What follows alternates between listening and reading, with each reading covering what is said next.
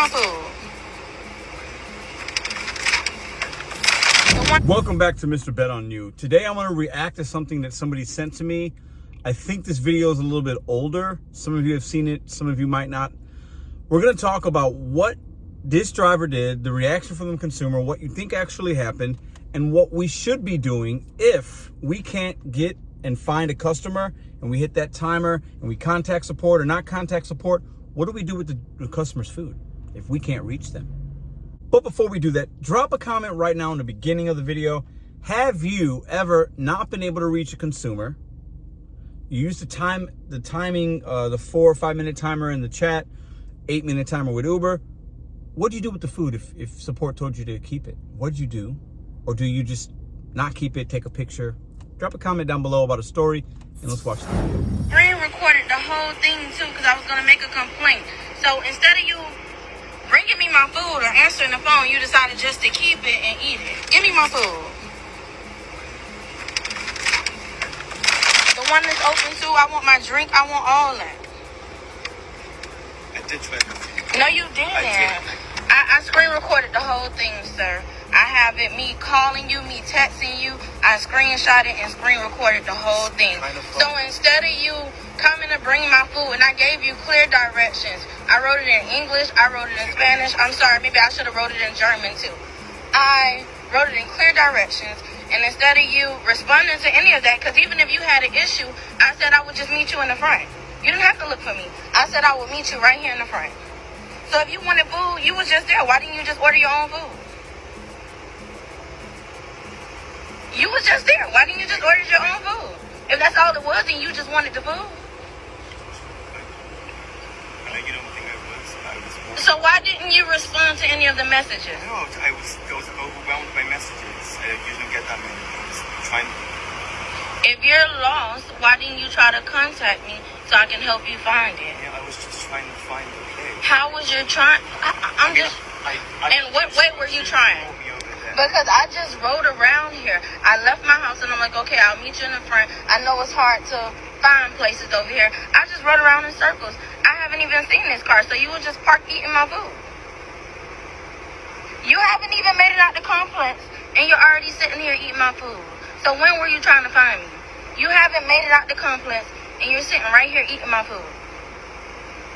It's not even like you made it anywhere yet. We're still in the complex. Because you pissed me off.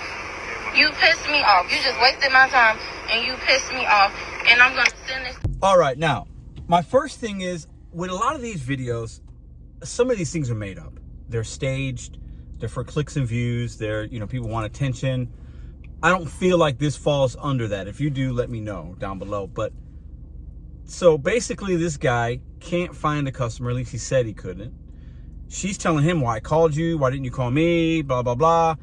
At one point in the video, he's like, well, I didn't, she's texting him. He's like, well, there was a lot of messages, and seems to be that he got with support and said he couldn't find the person. Now, we all know, let's take the Dasher side for a minute first. We all know some of these apartment complexes can be crazy to find, right? But as a Dasher, we do have to do our due diligence, contact the consumer, ask some questions. Like, we have to figure that out. We got to see the delivery through. Even if the consumer didn't give us the right instructions, we should be doing that. Now, it seems like, though, to take the consumer side, seems like she probably, left some instructions. We're assuming she's calling him. Maybe the instructions were a little too much. You know how some consumers do that. Maybe it was confusing. Maybe, I don't know. Seems like the Dasher might have been a little lazy, but it also could have been that she didn't have the right contact information. That happens. Her contact information in the app could have been different than what it maybe wasn't updated. So he's trying to call, he's texting, she's trying to reach out to him, it's not getting to him. Could have been that as well, right? I think this consumer probably didn't leave the best instruction, and he tried to reach out, couldn't do it. He does the timer, he calls support. Support tells him, because I know it's happened to me and it's happened to you, well, just disregard the food or dispose of the food. Like, that's what they'll tell us sometimes. Sometimes, though, they'll usually say, well, just leave it in a safe place and take a picture, which he probably should have done that. Now, it looked to be some kind of sushi or something good. Maybe he's thinking, I'm just going to have free lunch. Now, my issue with him doesn't seem very bright, because the proximity of, If she could get to him, he stayed in that area and he's eating the food. What kind of idiot does that? So I'm going to drop off to your apartment complex. I'm going to eat your food, but I'm going to stay there? No, I'm going to drive home. I'm going to drive somewhere else if I have that kind of intent. I mean, that doesn't make any sense. And then she's asking for the food back. She's going to eat that food after he's opened it and started eating it. That's ridiculous. She can get a refund. It's not a big deal, right? And I'm sure she probably did. But listen, is it staged? Is it not staged? What do you do when this happens? For me, okay? I've had food to where I can't drop it off. Sometimes if it's 7-Eleven, I've had to return it a couple times. I remember that. If it's alcohol, I've had an order from 7-Eleven where it was like pizza plus alcohol and smokes. I had to return it. They give you half pay. I've had that. I've had it to where I've had to contact support and they tell me dispose of it, keep it, whatever. If you can't find the customer, I've had that as well. Oh, we got an order coming in. Trash. I think it's important for us DoorDash drivers to try to do what we can to get the consumer their food and do it the right way. We need to be careful because if we do certain things and it's not on the up and up, if you don't contact support, if you keep the food, even though you really, you're sitting there like, oh, you know what? I think it's that building, but I'm just going to wait. I'm going to let the time run out. I'll just keep the food. That's not good. You're probably going to get deactivated. It's bad karma. The consumer paid for that. Listen, I also think a lot of times some of these drivers that keep the food or are reluctant to proceed with all the delivery instructions are delivering orders from consumers that did not tip. So these are $2, $3, $4 orders, and the guy's like, I'm not dealing with all these instructions, all this mess, all this trash for a couple of bucks. They didn't tip me, and she's got all. Don't accept those orders. And if you see that there's issues, just unassign it before you even have to get to the consumer with the crazy instructions, the crazy apartment building. Drop the order and do an order that is more beneficial for you so it doesn't take up all your energy, your time, and your frustrations. And I think that this type of order probably had no tip on it, and the guy was like, this is ridiculous. I'm not doing all this. She's blowing my phone up, or maybe she was and he didn't even get it because the information's wrong.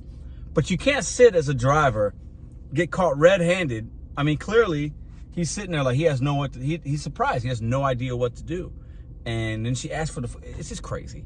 I mean, as a consumer, I don't want that order.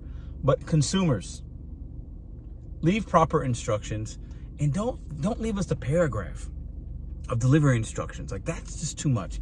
Keep it simple. If you know you live in an apartment complex and there's issues, because you live there, if we need a gate code, we need this, we need that. We understand that the pin location might drop you here, but in apartment buildings over there. Just let us know that, okay? Keep it simple. We want to bring you your food, right? And most drivers aren't going to be like that idiot sitting in a car eating your sushi, like most people aren't going to do that, okay? Now, I will have to say, let's say she's lying and he did everything he had to do. Hey, eat the food, whatever. DoorDash tells you to keep it. But move your car away so you don't have that interaction. Could you imagine? That could have went sideways real quick if he responds differently. She's mad. And then before you know it, you got a delivery that turns into some kind of physical altercation. No amount of money is worth that. Leave that area after delivery. We don't need to be lingering, eating consumers' foods, having people walk up to your car. So if you guys got any other videos you want to send me that I could respond and give my reaction to, and y'all know me, I don't hold back, send them. Send them to my email on my About page, and I'll take a look. And if it's something that seems a little interesting, a topic we haven't really talked about a whole lot, something that's funny, something that's cringy, I might do a video a week talking about that, give you guys a little bit of entertainment, and give you guys something to think about. And in the comments down below, we can talk about scenarios that we've been through. What would you do? What you did that you wouldn't do again? We can learn from each other. Or if you have questions about, hey, Pedro, what about this scenario? What about this? What about that? People in the comments can help new drivers and some OGs with those type of relatable situations and how we could deal with them so that we can still have a DoorDash app, not get deactivated, not have bad run-ins with consumers. We need to keep it as simple as we can. This is food delivery. It's a very simple thing. Consumers and sometimes DoorDash drivers make it way more complicated than it needs to be. And sometimes DoorDash, the app itself, makes it more complicated than it needs to be as well. And a special message to any consumer that's watching this: tip your driver. Consider tipping your driver. Most of us are good. Most of us are not bad. Most of us want to bring you your stuff. Consider leaving us a tip. Even if it's a suggested tip, and if the suggested tip's only a couple dollars, leave a couple more. We're out here doing these things for you, waiting in long lines, waiting in lobbies, taking elevators up, trying to find your apartment complex, driving in inclement weather, using our personal automobile, our gas. Consider leaving a tip, because if you don't, you might not get your food as quick as you might want it. Let's do a lot. This is fun. I like when this happens. Let's do a live reaction to an order I'm just getting. Here we go. $10 for 13 miles. You can't, like, that's probably a tip, but that's a DoorDash issue. That is crazy. I'll see you guys tomorrow. Oh, and drivers, know your worth. If you're gonna get frustrated with these no tip orders, don't take them. Don't take them. Let somebody else take them. Let DoorDash raise the base pay. Don't take them. Don't play with consumers' food. Don't do this. Don't do that. Know your worth. Know your value. Have your minimums, your max, your minimums, whatever, based on mileage, whatever it is for you. Time. Don't take these $2 and $3 orders if it's going to make you frustrated. You don't have to take them. You really don't ever have to take them. So don't.